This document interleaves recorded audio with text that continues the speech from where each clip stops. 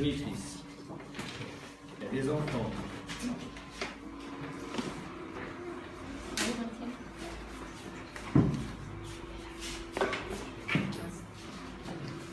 Ils sont tous là?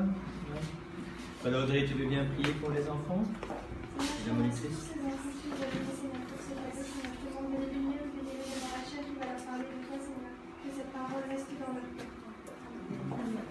Amen. À bon culte.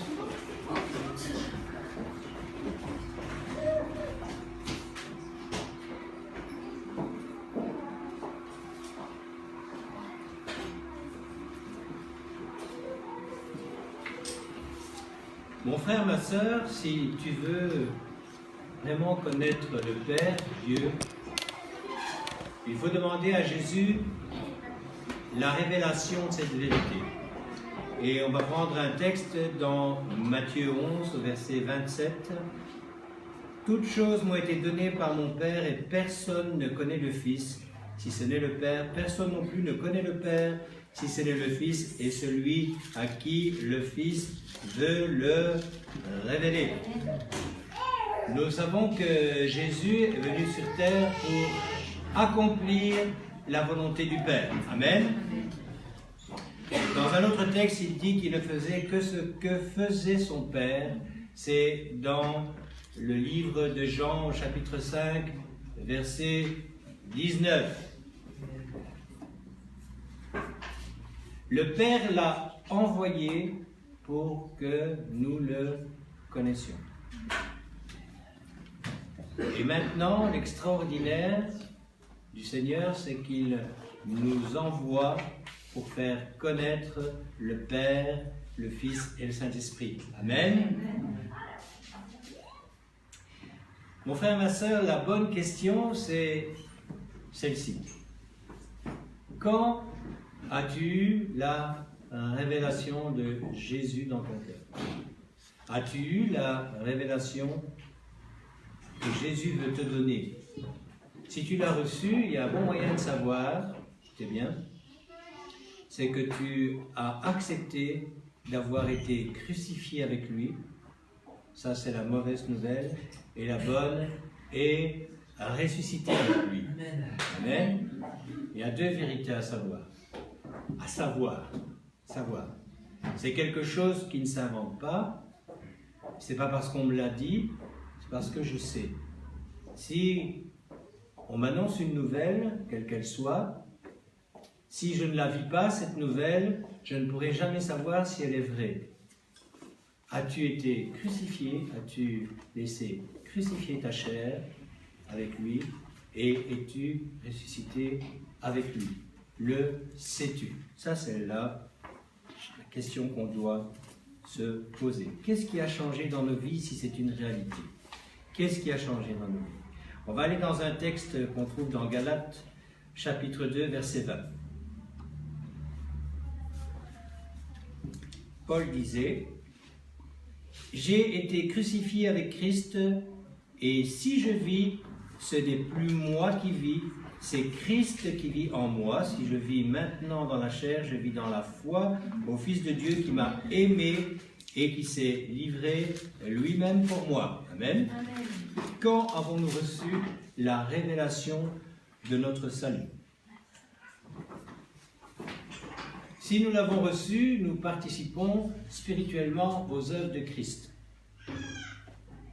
On dit souvent, donne ton cœur à Jésus. Moi, je crois qu'il faudrait qu'on puisse dire plutôt, donne ton cerveau à Jésus. Donner son cœur à Jésus, ça veut dire quoi?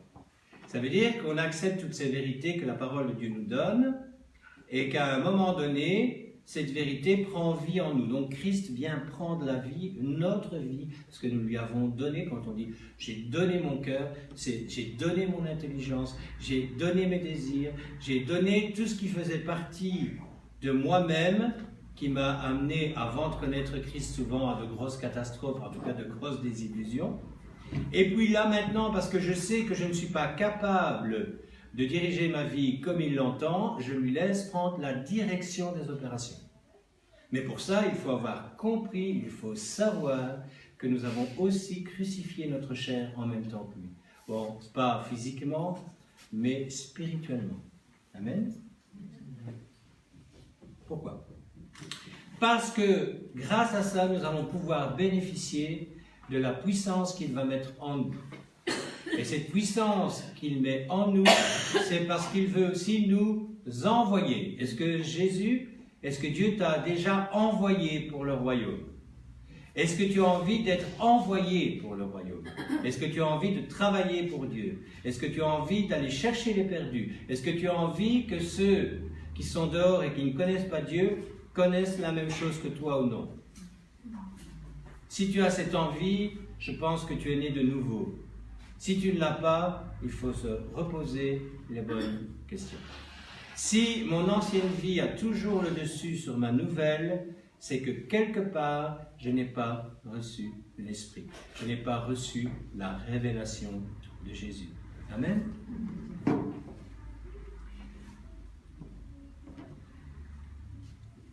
On va prendre un autre texte juste après dans Galates, chapitre 5, versets 24-25.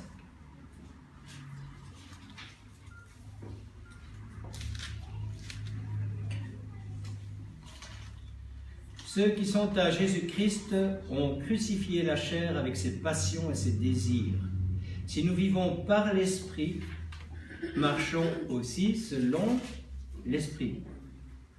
Paul rappelle que si nous avons été crucifiés avec Christ, c'est pas pour ça que la bataille spirituelle est terminée. Au contraire, je dirais que c'est à ce moment-là qu'on va avoir de sacrés soucis avec notre chair. Parce que l'esprit ne va pas être du tout en accord avec cette chair, avec notre âme. Vous vous souvenez? On a vu il y a 15 jours l'âme, ce qu'était l'âme, le corps et l'esprit. De quoi nous étions fabriqués, entre guillemets. Au contraire, ce qui va se passer, c'est que nos passions et nos désirs vont essayer de reprendre le dessus. Et encore pire qu'avant, puisqu'avant, il n'y avait pas de combat. Quand tu n'avais pas reçu Christ, tu n'avais pas de combat avec tes passions et tes désirs. Ce que tu allais faire, c'est tout mettre en œuvre pour qu'elle soit une réalité dans ta vie. Quand tu reçois Christ, forcément, comme nous savons que la chair, l'âme, est inimitié avec l'esprit, forcément, c'est à ce moment-là que les véritables combats vont commencer. Et c'est pour ça qu'il faut avoir reçu la révélation de Jésus, savoir que tu es sauvé, savoir que tu es une nouvelle créature, savoir que l'Esprit t'est donné pour combattre les désirs et les passions de ta chair. C'est ça qu'il faut comprendre. Amen. Amen. Il faut quand même savoir que cette bataille spirituelle, elle va durer jusqu'au bout. En fait, tant que nous n'aurons pas retrouvé la maison du Père, c'est-à-dire tant que nous n'aurons pas quitté cette terre, donc en clair, tant que nous ne serons pas décédés physiquement, nous ne pourrons pas connaître la paix qui nous est promise, cette paix définitive, sans souffrance, sans autre chose que de vivre dans la présence de Dieu. Amen.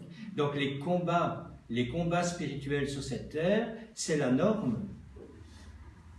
C'est pas parce que vous êtes anormaux si vous vivez ces choses-là. Au contraire, c'est que vous êtes rentrés dans la dimension de comprendre qu'il y a des choses à changer dans votre vie et forcément votre chair n'est pas d'accord avec l'esprit. C'est la parole de Dieu qui le dit. Elle n'est pas d'accord. Elle dit non, moi je veux continuer ce qui me fait plaisir. Non, moi je vais continuer à avoir ces désirs qui m'ont quand même amené à avoir certains plaisirs ici-bas. Alors que l'esprit veut nous donner autre chose. Il veut nous donner ce dont nous avons besoin pour vivre avec lui. Parce qu'il veut vivre avec nous. Il ne veut pas avoir une relation dimanche matin de temps en temps, il veut avoir une relation tous les jours de notre vie. Amen. Amen. Mais même si on a ces combats, frères et sœurs, je voudrais vous rassurer quand même. C'est parce qu'on a les combats qu'on ne peut pas faire plaisir à Dieu malgré ses incapacités à nous libérer de ce qui nous gêne.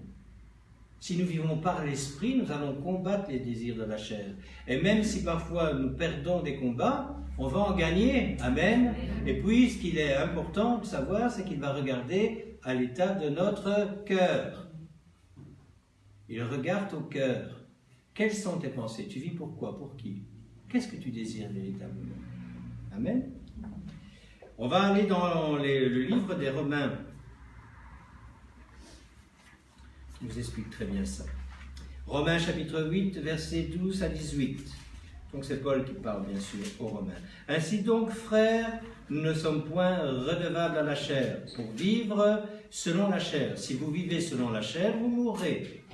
Mais si par l'esprit vous faites mourir les actions du corps, vous vivrez. Car tous ceux qui sont conduits par l'esprit de Dieu sont fils de Dieu. Et vous n'aurez point reçu un esprit de servitude pour être encore dans la crainte, mais vous avez reçu un esprit d'adoption par lequel nous crions « Abba, Père ». L'Esprit lui-même rend témoignage à notre esprit que nous sommes enfants de Dieu. Or, si nous sommes enfants, nous sommes aussi héritiers de Dieu et co-héritiers de Christ, si toutefois nous souffrons avec lui afin d'être glorifiés avec lui. J'estime que les souffrances du temps présent ne sauraient être comparées à la gloire à venir qui sera révélée pour nous. Oui, il y a des souffrances à combattre la chair, bien sûr. Pourquoi? Plus tu viens tard à Christ, plus tes mauvaises habitudes sont ancrées en toi. On sait tout ça. Nous devons comprendre que ce qui nous dérange en nous, quand nous essayons de fonctionner avec Christ, quand nous avons reçu l'Esprit, c'est le péché. Il essaye de reprendre la place. Il dit à l'Esprit, laisse-moi tranquille, moi je fais ce que je veux. Alors que l'Esprit lui dit, non, parce que je t'ai racheté un grand prix. Tout à l'heure, Kader nous rappelait le sacrifice de Jésus-Christ à la Sainte Seine. C'est pas n'importe quoi ce qu'il a fait pour nous. Il a souffert bien plus que nous allons souffrir toute notre vie pour que nous soyons sauvés. Souvenons-nous-en. Payons les prix. Il y a des prix à payer, bien sûr. L'Esprit va nous donner la force et la puissance pour nous battre contre le péché si nous l'acceptons. Il ne va pas le faire à notre place. Il y a un travail personnel à faire pour grandir avec le Seigneur, pour connaître avec le Seigneur, pour vivre avec le Seigneur.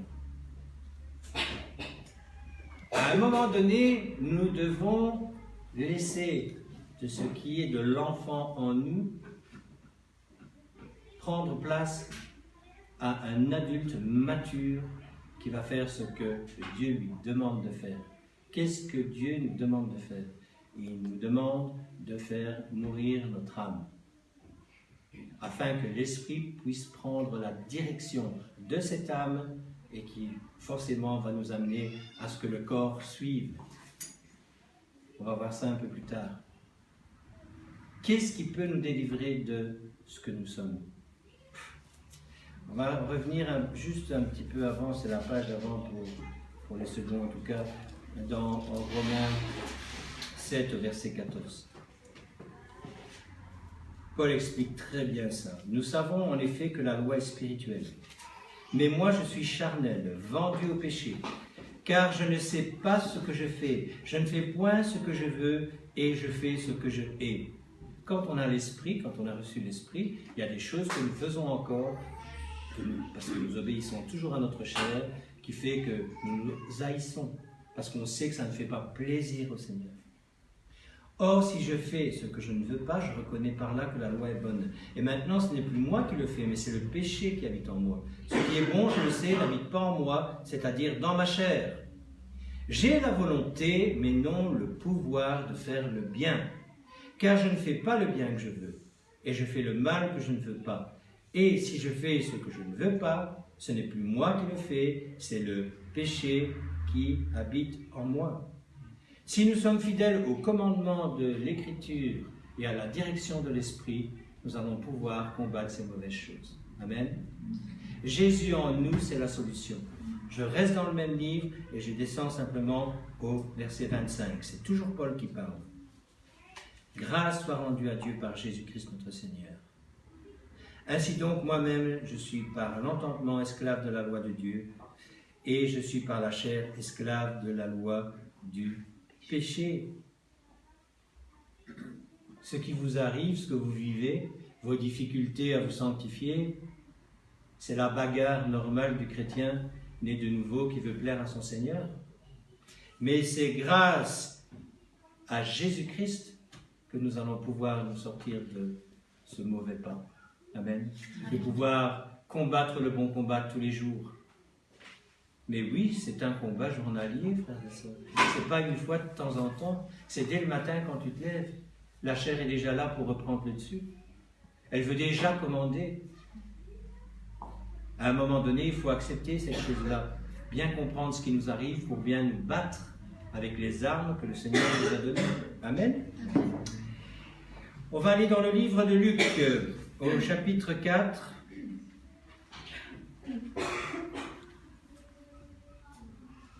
Luc au chapitre 10. Non, Luc au chapitre 4, pardon. Et au verset 1 à 4, excusez-moi. C'est la tentation du Fils de Dieu, là, que je vais vous raconter, de Jésus, qui a tout connu. Jésus, rempli du Saint-Esprit, revint du Jourdain, et il fut conduit par l'Esprit dans le désert, où il fut tenté par le diable pendant 40 jours. Il ne mangea rien durant ces jours-là, et après qu'ils furent écoulés, il eut faim. Le diable lui dit, « Si tu es le Fils de Dieu, ordonne à cette pierre qu'elle devienne du pain. » Jésus lui répondit, « Il est écrit, l'homme ne vivra pas de pain seulement. » Frères et sœurs, la tentation, c'est pas un péché. C'est normal que la chair va vous appâter. C'est normal que vous allez être tenté. Et on est tenté tous les jours par un tas de choses qui nous amènent à nous éloigner de la gloire de Dieu. Mais ça, si ta chair ne se contente que de la tentation, tu n'as pas péché. Donc il faut empêcher que la tentation ne devienne un péché. Amen. C'est ça notre combat. Quand il a été tenté, Jésus, est-ce qu'il a répondu au diable par sa chair ou son corps? Non. Il a répondu par son esprit. Et l'esprit, frères et sœurs, c'est la foi. On croit la parole de Dieu. Amen. L'esprit va t'amener à ça. Il va t'amener à croire ce que dit la parole de Dieu, que tu es devenu une nouvelle créature, malgré que l'ancienne essaye toujours de reprendre le dessus. Amen. Ça. Dans la parole de Dieu, il nous est dit que nous n'allons pas nous nourrir uniquement de pain. Le pain, c'est pour le corps. Amen. Et il ne faut pas trop en abuser, parce que sinon, vous allez avoir le même ventre que le mien. J'aime beaucoup le pain. Non. Le pain, c'est pour le corps. Mais la nourriture de mon âme, c'est la parole de Dieu. Si tu ne lis pas la parole de Dieu, si tu ne la connais pas, ton âme va être nourrie de ce que tu vas la nourrir. Si elle est nourrie uniquement des experts et consorts, forcément tu vas avoir des difficultés à écouter l'esprit. Si tes pensées sont plus fortes que les pensées qui devraient être captives à l'obéissance de Jésus-Christ, tu ne vas jamais rencontrer la gloire de Dieu dans ta vie.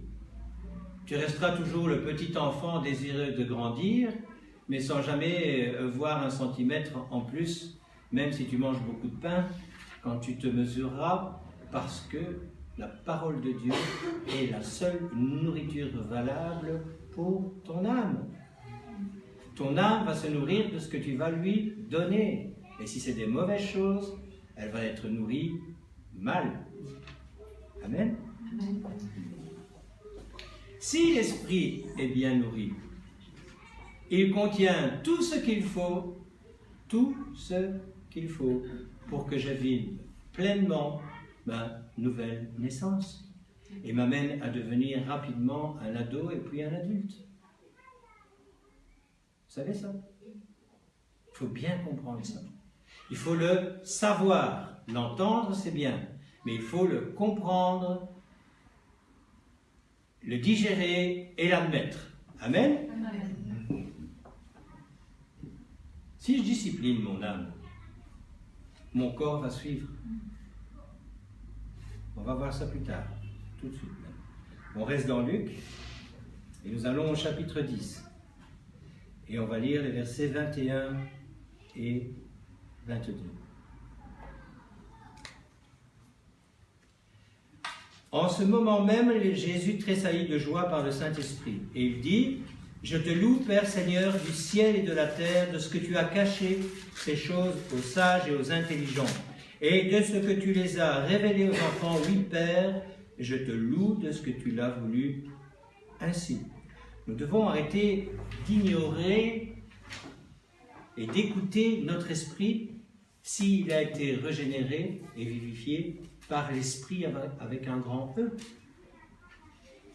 On ne peut pas continuer à étouffer le moyen que Dieu nous a donné pour vivre avec lui. Amen. On ne peut pas. La foi, elle se trouve où? Dans le corps, dans l'âme? Non, elle se trouve dans l'esprit. Si nous l'avons nourri convenablement par la parole de Dieu. Elle n'est pas un élément naturel, la foi. C'est un élément surnaturel. C'est aussi un don de Dieu. Vous savez ça? La foi que vous l'avez reçue, comme tout le reste. Mais quand vous l'avez reçue, elle doit s'entretenir. Si on me donne une belle voiture maintenant et que je n'entretiens pas la belle voiture, dans un an, elle ne ressemblera plus à rien. Pour plaire à Dieu, il y a un texte dans la parole qui nous explique clairement ce qu'il attend de nous. C'est « Mon juste vivra par la foi ». Vous connaissez ce texte-là?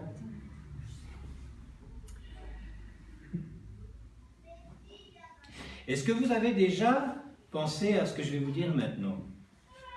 Si votre esprit domine votre âme va dominer votre corps. Je m'explique. Si vous avez des dépendances, quelles qu'elles soient, la gourmandise, la jalousie, toutes ces choses qui nous empêchent de voir la gloire de Dieu. Mais je vais revenir surtout sur les principales causes des effets négatifs de l'âme sur le corps. Combien d'hommes et de femmes mangent beaucoup trop parce qu'ils sont stressés, parce qu'ils ont des craintes, ou ne mangent plus du tout, fument, boivent, ou des tas d'autres choses qui font que le corps se porte mal. Si ton âme est dominée par l'esprit, mon frère, ma sœur, elle va dominer le corps. Amen. Sinon, ce n'est pas possible. Si c'est ton âme qui dirige ton corps, tu ne vas jamais arrêter ce qui t'a empêché de voir la gloire de Dieu. Vrai ou faux? Amen. Vous êtes d'accord avec ça? Oui. Bien sûr, même ceux qui ne disent pas Amen, ils sont d'accord. Parce qu'ils savent que c'est la vérité. Elle est biblique.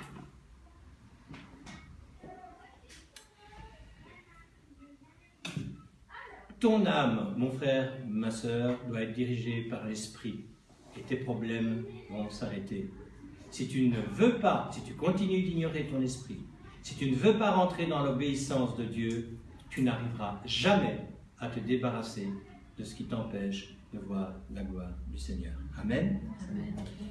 On va prendre un autre texte, dans Jean 6, et nous allons lire les versets 63 et jusqu'à 65. C'est l'esprit qui vivifie. La chair ne sert à rien. Les paroles que je vous ai dites sont esprit et vie. Mais il en est parmi vous quelques-uns qui ne croient point. Car Jésus savait que dès le commencement, qu'ils étaient ceux qui ne croyaient point et qui étaient celui qui le livrerait. Et il ajouta, « C'est pourquoi je vous dis que nul ne peut venir à moi si cela ne lui a été donné par le Père. » Qu'est-ce qui se passait à cette époque-là? Vous vous rendez compte que des hommes et des femmes ont eu la chance de se trouver avec Jésus.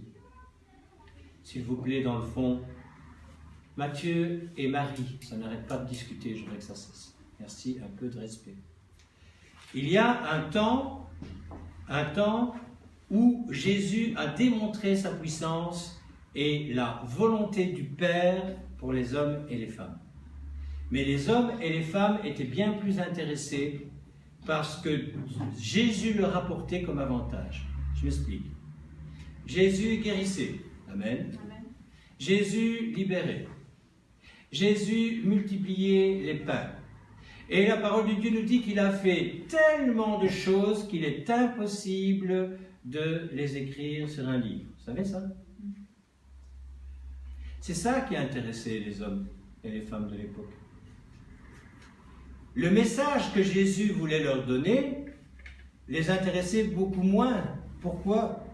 Parce que ça devait les faire changer. Et que comme nous, ils avaient ces difficultés-là. Ils ne voulaient pas. Ah, les miracles, ça, ils les voulaient, hein. Ah ben tiens, surtout à l'époque, hein, les médicaments, ça ne courait pas les rues. Tu pouvais être guéri gratos, en plus parfaitement. Hein, c'était formidable. Tu avais faim, tu avais à manger. Oh ben, là aussi, pas de souci, formidable. Mais Jésus a fait toutes ces choses-là parce que c'est dans sa nature de les faire. C'est dans le pouvoir que le Père lui a donné.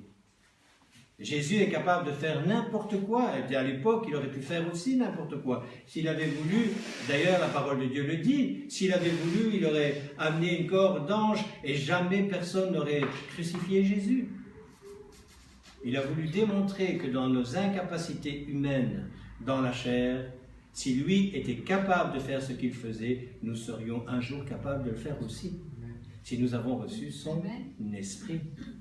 Amen. Mais les hommes de l'époque avaient le même souci que nous. Les bonnes choses de Jésus, ils les voulaient, mais les inconvénients, ça les intéressait beaucoup, beaucoup moins.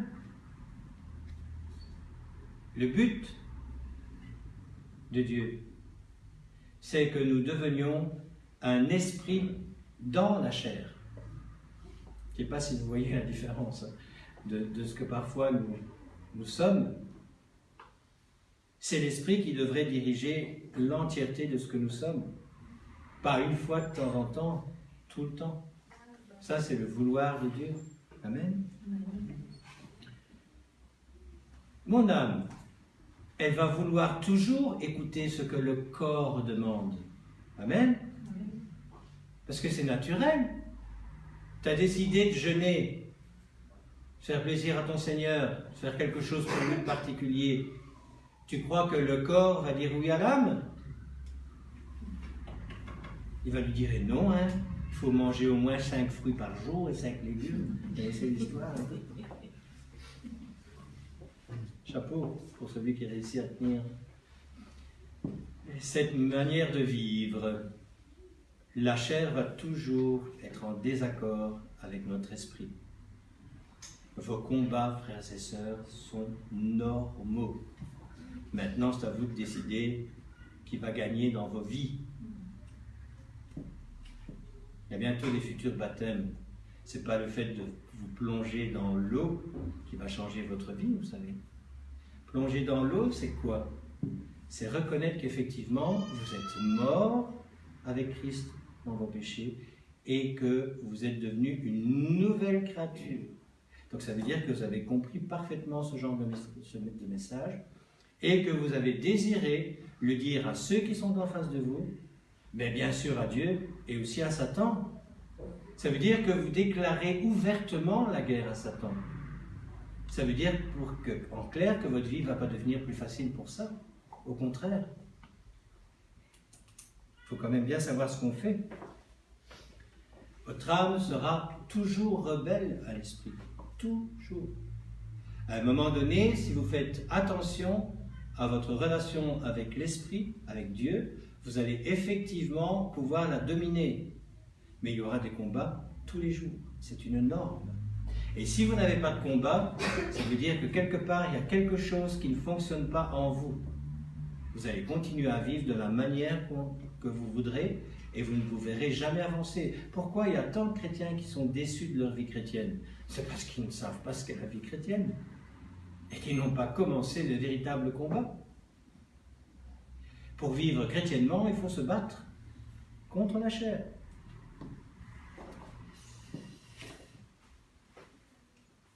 Allez, on va encore lire un texte dans 1 Corinthiens, chapitre 3, versets 16 et 17.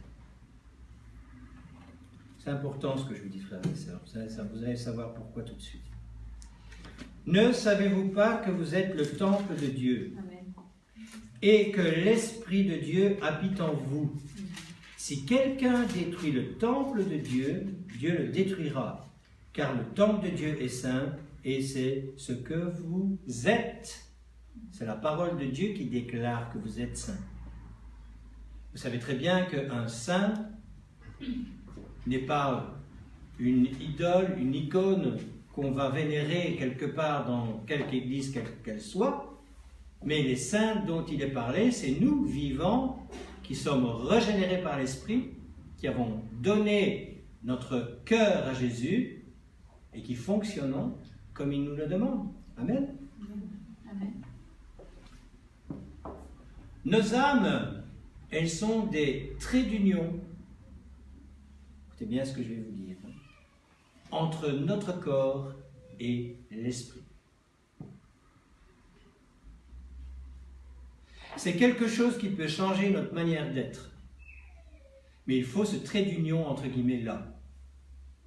Sinon, nous resterons toujours des chrétiens charnels.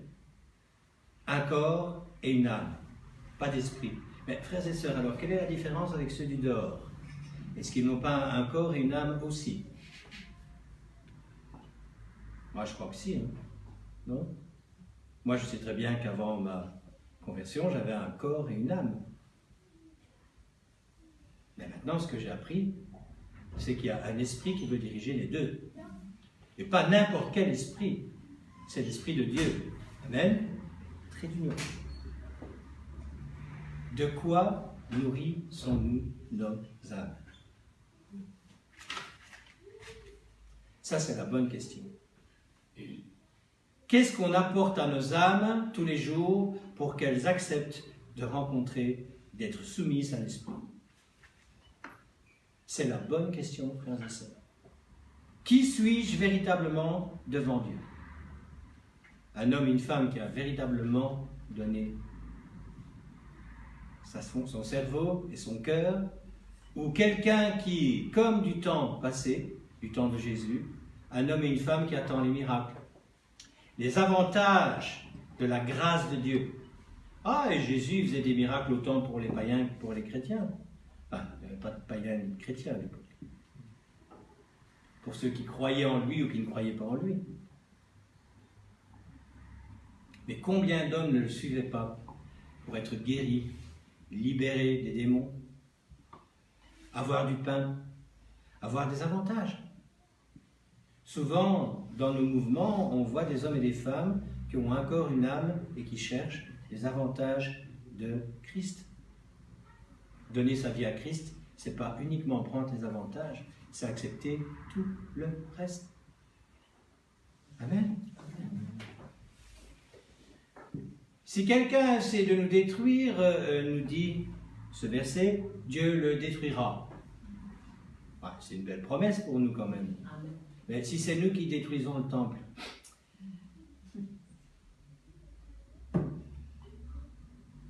posez-vous bien la question. Hein? Pas agréable d'entendre ce genre de message. Il est salvateur, mon frère et ma vie. Hein? Et mon frère et ma soeur. Parce qu'il est la vie, ce message, hein, que Dieu veut te communiquer. Amen. Croyez-le. Allez, un dernier texte pour terminer cette prédication. Jean 14, versets 23 et 26. Mais le Consolateur, l'Esprit Saint, que le Père enverra en mon nom, vous enseignera toutes choses et vous rappellera tout ce que je vous ai dit. Grâce au Saint-Esprit, nous pouvons suivre les voies du Seigneur. Amen. Amen. Ah, le Saint-Esprit. Dieu a envoyé Jésus. Et puis quoi? Jésus a envoyé le Saint-Esprit. C'est celui qui nous est tout proche. C'est celui qui nous est donné pour avoir une communication, pour avoir des visions, pour savoir ce que Dieu désire dans nos vies. Amen. Amen. Et après, qu'est-ce qu'il va envoyer Dieu? Donc Dieu a envoyé le Fils a envoyé le Saint-Esprit, et il ne veut pas nous envoyer nous, vous croyez? Puisque nous sommes remplis du Saint-Esprit. On ne peut pas faire l'œuvre de Christ? Est-ce qu'on ne peut pas aller annoncer la bonne nouvelle à ceux qui ne la connaissent pas? C'est ça le but de Dieu, vous savez? C'est ça le but de Dieu. C'est que nous allions chercher les hommes et les femmes au dehors qui n'ont pas encore reçu la grâce, le salut, la vie éternelle. Mais si nous restons toujours des chrétiens charnels, corps et âme, et que ceux qui devraient pouvoir nous prendre comme exemple ne voient non seulement pas la différence, mais parfois, au contraire, des choses qu'ils ne devraient pas voir. Vous croyez vraiment que vous avez tout compris? Vous croyez vraiment que vous êtes devenus ces chrétiens que Dieu veut que vous soyez? Parce que Dieu a un but pour nous. Il veut véritablement que nous soyons des hommes et des femmes sur lesquels il peut compter, remplis du Saint-Esprit, pour faire les œuvres qu'il a préparées pour chacun d'entre nous. Vous savez, il y a un piège de Satan qui revient continuellement. Il nous culpabilise constamment. Et il cherche tout le temps à nous détourner des voies du Seigneur. Tout le temps, tout le temps, tout le temps. Je dirais presque qu'il est payé pour ça. C'est à nous à lui dire non. Il y a un texte dans la parole de Dieu qui dit que si nous résistons à Satan, il fuira loin de nous. Oh, il reviendra, hein?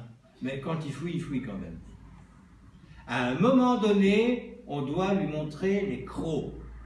Il est comme un lion qui rugit et qui cherche sa proie. Mais nous aussi, vous savez la pub là, c'était une pub marrante d'ailleurs, je pense que c'était pour Perrier ou autre. Il y avait une colline et d'un côté il y avait une jeune dame qui montait, il y avait un lion qui montait. Et elle était remplie de Perrier. Et quand ils se rencontrent tous les deux, il y a le lion qui rugit et il y a la jeune dame qui rugit. Et c'est le lion qui s'en va. Soyons pas des chrétiens remplis de Perrier, mais du Saint-Esprit. Amen. Amen. Amen. Ce que Dieu fait, ce qu'il a fait avec Jésus, avec ce qu'il nous donne, c'est l'expression de son amour pour nous. Et cette expression de son amour, nous devons la communiquer à ceux qui en ont besoin. Mais comment voulez-vous faire si nous ne l'avons pas reçu pleinement? Vous savez, on va prendre du temps aujourd'hui pour demander au Saint-Esprit de remplir ceux qui n'ont pas encore été. Amen. Il ne faut pas être parfait pour recevoir le Saint-Esprit. Il faut le vouloir vraiment. Amen. Si tu dis au Seigneur, voilà, j'ai entendu la prédication, mais tu connais ma vie. Tu sais qu'elle n'est pas conforme à ce que tu demandes. Si tu te repens, te repentir, ça veut dire le regretter amèrement. Parce que tu te rends compte que tu as perdu du temps. Parce que tu te rends compte que tu n'es pas en ordre avec ton Seigneur. Si tu lui demandes pardon, et que tu lui dis, j'ai besoin de ton Saint-Esprit, parce que je ne l'ai pas encore reçu, pour aller plus loin avec toi, tu crois vraiment qu'il ne va pas te le donner? Notre Père des cieux, il sait ce dont nous avons besoin. Et si tu as vraiment besoin du Saint-Esprit, et tu en as vraiment besoin, si tu le lui demandes, tu vas le recevoir. Amen. Moi je me souviens, c'est la plus belle chose qui m'est arrivée dans ma vie. Vous croyez que j'étais parfait? Oh là là. Quand j'ai reçu le Saint-Esprit, j'ai été le premier étonné, parce que je ne pensais pas que c'était possible. Je savais, j'avais compris ce que le prédicateur avait dit. Et vous aussi, vous avez très bien compris ce que je vous ai dit. Mais je me disais, c'est très bien tout ça, mais ce n'est pas possible pour moi. Et à un moment donné, c'est la première fois que j'ai dit à mon âme, tu vas te taire. Elle s'est tue. J'ai eu un fort combat à ce moment-là. Et j'ai dit, Seigneur, je ne te connais pas assez, je veux recevoir ton Saint-Esprit. Eh bien, vous savez quoi? Le miracle de Dieu s'est accompli. Je l'ai reçu. Vous croyez que je suis plus important que vous? Absolument pas. La mort à la croix de Dieu a été parfaite pour chacun d'entre nous. Il a eu aussi mal pour moi que pour vous. Et il veut vous donner les mêmes choses qu'il m'a données, afin que vous puissiez le servir. Amen. On va prier. Frères et sœurs, laissons-nous envoyer, mais recevons ce qu'il faut pour que nous puissions porter du fruit. Amen. Alors, on va se lever. Celui et celle qui veut recevoir le Saint-Esprit, faites comme moi. Mettez les mains comme ça. Demandez. Demandez-nous. Seigneur, nous te louons et te rendons grâce. Parce qu'aujourd'hui encore, ta prédication, elle nous a fait du bien. Ta prédication, c'est la vie. Ta prédication de la parole, c'est ce qui nous fait changer. C'est ce qui nous donne ce dont tu veux nous apporter. Et aujourd'hui, ce que nous voulons recevoir de toi, c'est le Saint-Esprit. Seigneur, je te le demande tout simplement, pour ceux et pour celles qui ne l'ont pas encore reçu et qui veulent le recevoir, tu leur donnes maintenant dans le nom puissant de Jésus-Christ. Tous ceux et toutes celles qui l'ont déjà reçu, mais qui veulent un renouveau avec toi, eh bien Seigneur, que ton esprit passe dans les rangs et leur donne ce dont ils ont besoin. Seigneur, tu es le Dieu des miracles. Tu as dit que, eh bien, chaque fois que la bonne nouvelle serait prêchée, ils seront là avec les prodiges et des tas d'autres bonnes choses. Seigneur, tu vois tous les frères, toutes les sœurs qui ont des problèmes physiques, des problèmes d'âme. Je viens te demander la guérison et la libération pour chacun d'entre eux. Seigneur, que ton esprit puisse les saisir là où ils se trouvent. Seigneur, merci, parce que tu donnes à celui qui te demande. Seigneur, je brise dans le nom de Jésus-Christ tout esprit contraire au tien qui pourrait empêcher ce que tu veux donner à ton Église maintenant, aujourd'hui. Seigneur, merci, parce que nous savons que tu as entendu cette prière et que tu veux donner le meilleur pour tes enfants. Alors nous croyons que nous avons reçu ce que nous t'avons demandé et prié dans le nom de Jésus. Amen. Amen. Amen. Alléluia. Amen. Amen.